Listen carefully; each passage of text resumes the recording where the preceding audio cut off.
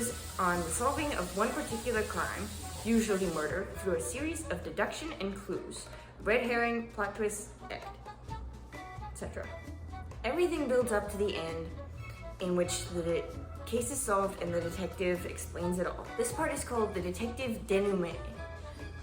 The detective lays down all his clues and gives his conclusion to the other characters and to the audience. This goes for a lot of mysteries, but for whodunit especially, all the facts must be presented to the reader and it must have a logical solution. Sherlock Holmes, Poirot, Charlie Chan all have elements of whodunit.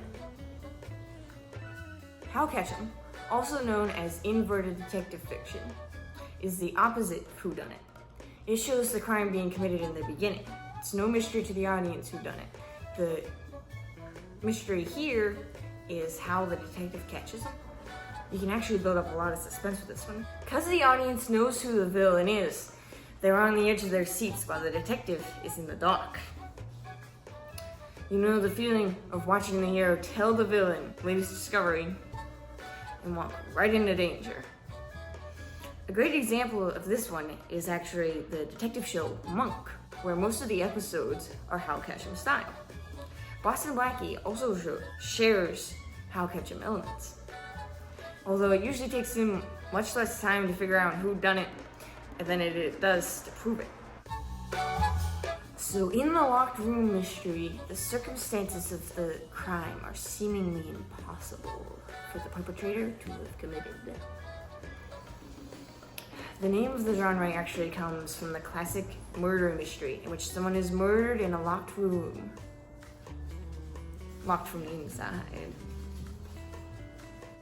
But it is not limited to that. Just so long as there's a complex puzzle and the detective is faced with a challenge. But where in the whodunit, we're only trying to figure out who done it. In the locked room mystery, we're trying to figure out how they done it.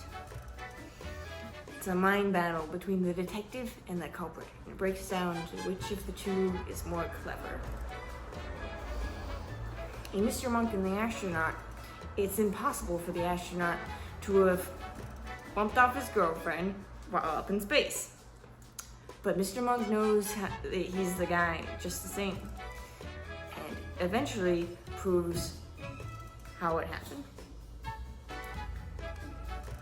In Psych, Extradition British Columbia Part 1, as Sean and Gus know Despereaux is the art thief. He even tells them so, but proving it is another matter. Also, in Sherlock Holmes, The Perfect Husband, the villain all but confesses that he has 8 bodies stashed in his house. But until Sherlock Holmes finds those bodies, there's no real evidence.